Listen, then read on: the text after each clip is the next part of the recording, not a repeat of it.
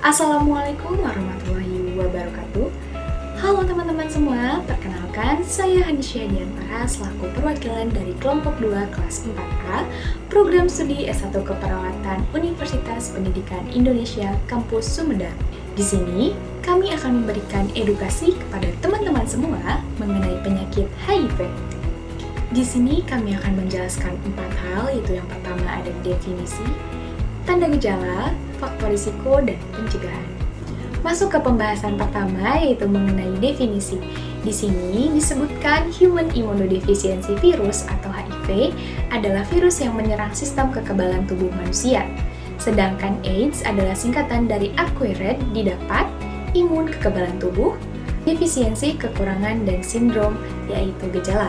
Jadi, HIV ini adalah virusnya, sedangkan AIDS adalah gejala penyakit yang menyerang tubuh manusia atau sistem kekebalan tubuh yang melemah akibat infeksi HIV. Dapat disimpulkan, HIV ini menyebabkan virus masuk ke dalam tubuh dan menyerang sistem kekebalan tubuh manusia dalam waktu yang panjang sehingga menyebabkan AIDS. Selanjutnya yaitu tanda dan gejala HIV/AIDS. Yang pertama yaitu penyakit tuberkulosis. Jadi, penyakit tuberkulosis dan HIV/AIDS memiliki hubungan yang erat karena mereka saling mempengaruhi dan memperburuk kondisi satu sama lain. Orang dengan HIV/AIDS memiliki risiko yang lebih tinggi untuk terinfeksi TBC karena sistem kekebalan tubuh mereka yang lemah. Sebaliknya, TBC dapat mempercepat perkembangan HIV dan AIDS dan membuat lebih sulit untuk diobati. Ini merupakan tantangan besar dalam upaya pengendalian kedua penyakit ini. Yang kedua yaitu infeksi pada mulut dan tenggorokan. Pada pasien HIV atau AIDS, infeksi pada mulut dan tenggorokan sangatlah umum. Penyebabnya adalah sistem kekebalan tubuh yang melemah, sehingga memungkinkan bakteri, jamur, dan virus untuk berkembang biak dengan lebih mudah. Infeksi ini dapat menyebabkan gejala seperti sariawan, infeksi jamur oral, radang gusi, dan infeksi virus herpes. Kondisi ini dapat memberikan ketidaknyamanan dan memperburuk kualitas hidup pasien, sehingga perawatan yang tepat dan pemantauan yang rutin sangatlah penting pada pasien HIV/AIDS. Yang ketiga yaitu penurunan berat badan. Penurunan berat badan adalah salah satu gejala umum pada pasien HIV atau AIDS. Hal ini disebabkan oleh beberapa faktor, termasuk infeksi yang berulang, hilangnya nafsu makan, gangguan penyerapan nutrisi, dan peradangan kronis yang menguras energi tubuh. Selain itu, efek samping dari obat-obatan antiretroviral juga dapat mempengaruhi nafsu makan dan penyerapan nutrisi. Penurunan berat badan yang signifikan dapat menjadi tanda perburukan kondisi dan memerlukan perhatian medis yang serius. Selanjutnya ada pembengkakan kelenjar getah bening. Kelenjar getah bening merupakan bagian dari sistem kekebalan tubuh manusia dan melindungi darah dengan menyingkirkan bakteri dan virus. Ketika tubuh mengalami infeksi, kelenjar getah bening akan terjadi membengkak. Nah, pembengkakan kelenjar getah bening pada pengidap HIV biasanya bisa lebih dari 2 tempat dan ukurannya pun lebih dari 1 cm. Selain itu, pembengkakan kelenjar getah bening dapat terjadi pada leher atau ketiak dan dapat terjadi lebih dari 3 bulan. Selanjutnya ada herpes zoster. Perubahan kulit pada pengidap HIV juga berkaitan dengan herpes zoster yang disebabkan oleh virus varicella zoster. Ruam kulit yang satu ini merupakan ruam yang paling menyakitkan, bahkan dapat membuat kulit seperti melepuh. Perubahan kulit pada pengidap HIV ini terjadi karena reaktivasi virus cacar air yang tetap bertahan atau tidak aktif ketika masa kanak-kanak. Herpes zoster biasanya hanya mengenai satu sisi tubuh seperti batang tubuh atau lebih jarang pada lengan, tungkai, atau bagian wajah. Perkembangan herpes zoster mungkin menjadi petunjuk pertama bahwa seseorang terinfeksi HIV dan memiliki sistem kekebalan tubuh yang sangat lemah. Selanjutnya ada bercak gatal di seluruh tubuh. Penyakit HIV akan menimbulkan gejala bercak gatal di tubuh karena infeksi virus HIV yang menyerang sistem kekebalan tubuhnya. Ketika sistem kekebalan tubuh kehilangan kekuatan, penderita lebih kurang mampu dalam melawan infeksi, termasuk infeksi kulit. Sekitar 90% orang yang terinfeksi HIV cenderung mengalami gejala pada kulit, berupa ruam dalam beberapa bulan setelah tertular virus yang biasanya dialami selama 2 hingga 4 minggu. Dan yang terakhir, bisa terjadi kematian. Penyakit HIV dapat menyebabkan kematian karena virus ini menyerang sistem kekebalan tubuh yang bertanggung jawab untuk melindungi tubuh dari infeksi dan penyakit lainnya. pengawasan yang tepat, HIV dapat berkembang menjadi AIDS atau sindrom defisiensi imun acute, di mana sistem kekebalan tubuh menjadi sangat lemah sehingga rentan terhadap infeksi yang berat atau bahkan penyakit yang biasanya tidak berbahaya. Infeksi yang serius dan penyakit yang tidak terkontrol dapat menyebabkan kematian pada individu yang terinfeksi HIV. Selanjutnya ada faktor risiko terjadinya penyakit HIV/AIDS. Yang pertama ada heteroseksual. Heteroseksual menurut KBBI adalah cenderung melakukan hubungan seksual dengan orang yang berbeda jenis kelamin. Orang yang melakukan hubungan seksual lebih dari satu pasangan akan meningkatkan risiko terjadinya penularan HIV/AIDS. Yang kedua ada penggunaan narkoba suntik atau penasun. Kelompok penasun yang menggunakan jarum suntik secara bersamaan akan meningkatkan terjadinya risiko penularan HIV/AIDS. Agar terhindar dari penyakit HIV ini, dianjurkan untuk menggunakan jarum suntik yang baru. Yang ketiga ada transmisi perinatal. Transmisi perinatal adalah penularan melalui ibu ke bayi atau janin. Penularan dari ibu ke janin dapat terjadi karena plasenta yang terinfeksi, sedangkan penularan dari ibu ke bayi dapat terjadi melalui darah ataupun cairan genitalia ibu dan pada saat memberikan ASI pada masa laktasi.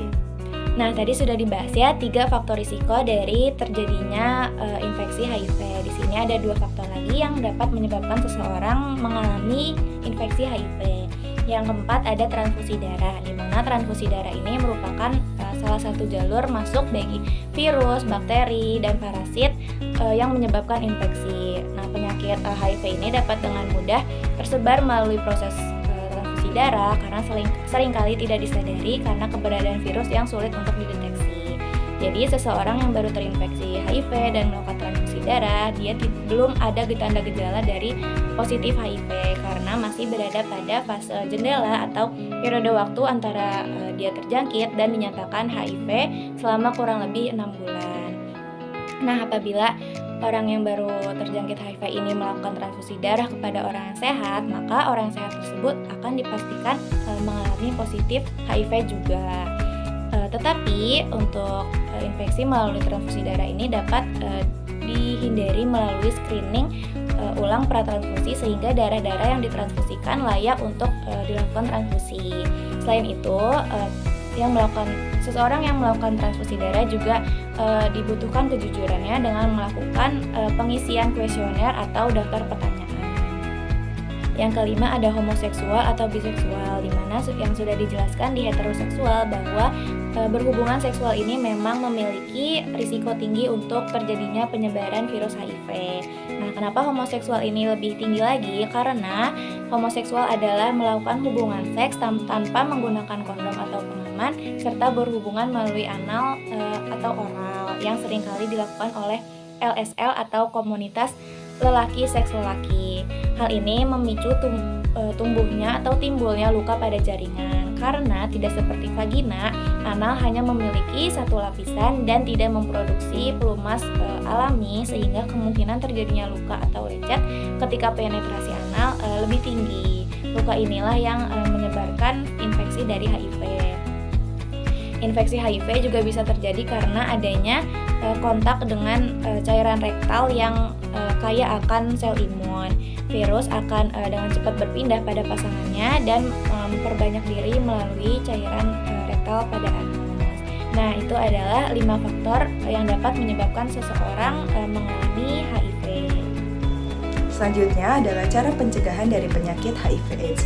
Pencegahan adalah mengambil suatu tindakan yang diambil terlebih dahulu sebelum kejadian, dengan didasarkan pada data atau keterangan yang bersumber dari hasil analisis epidemiologi atau hasil pengamatan. Yang pertama adalah hindari seks bebas dan bergonta-ganti pasangan. Cara yang paling utama agar terhindar dari penyakit HIV/AIDS adalah menghindari seks bebas dan melakukan hubungan seksual yang aman dan sehat supaya terhindar dari infeksi. Yang kedua adalah menghindari penggunaan jarum suntik bersama. Penggunaan jarum suntik bersama dapat menjadi jalur penularan HIV/AIDS. Pasalnya, jarum suntik yang sempat digunakan oleh orang lain akan menyisakan darah. Apabila jarum suntik tersebut telah digunakan oleh orang dengan HIV, tentu resiko penularan HIV menjadi lebih tinggi. Apabila Anda sedang melakukan donor darah, sebaiknya perhatikan penggunaan jarum suntiknya. Pastikan bahwa jarum suntik yang digunakan baru dikeluarkan dari pembungkus bersegel agar bisa dipastikan kesterilannya. Yang ketiga, ada menghindari penggunaan obat-obatan terlarang atau narkoba. Penggunaan obat-obatan ini dapat mempengaruhi kemampuan seseorang dalam mengontrol tindakannya. Apabila tidak mampu mengontrol tindakannya, maka dapat menyebabkan orang tersebut melakukan tindakan berisiko, seperti berhubungan seksual yang tidak aman. Karena itulah, menghindari penggunaan obat-obatan ini dapat dilakukan sebagai upaya mencegah terjadinya penularan HIV dan AIDS. Yang keempat, rutin melakukan screening HIV/AIDS. Rutin melakukan screening HIV/AIDS adalah cara mencegah yang sangat penting untuk dilakukan. Anda yang sudah aktif secara seksual sangat disarankan untuk screening setidaknya 6 bulan sekali. Pasalnya, infeksi HIV yang terdeteksi sedini mungkin dapat mencegah terjadinya komplikasi penyakit serius lain dan tidak berkembang menjadi AIDS. Yang kelima, jangan menjadi pendonor bila sudah positif HIV/AIDS. Jika seseorang dinyatakan positif HIV, maka dirinya tidak diperbolehkan mendonor darah, plasma, organ tubuh, atau sperma. Jangan memaksakan kehendak ingin mendonor, karena akan menambah angka penularan HIV/AIDS.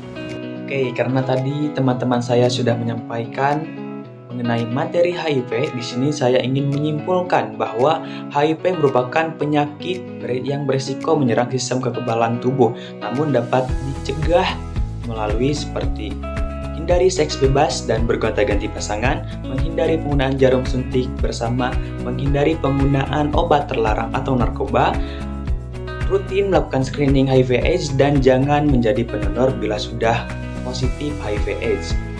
Kemudian ada beberapa faktor resiko kita terkena HIV/AIDS, yaitu jika seseorang melakukan heteroseksual, biseksual, penggunaan narkoba suntik, transmisi perinatal, dan transfusi darah. Mungkin sekian informasi yang dapat kami sampaikan, dan mohon maaf bila ada kata-kata yang kurang berkenan di hati kalian. Semoga yang kami sampaikan bermanfaat untuk kita semua. Bersama kita bisa. Mari berdiri bersama melawan HIV/AIDS. Wabillahi taufiq wal hidayah. Wassalamualaikum warahmatullahi wabarakatuh.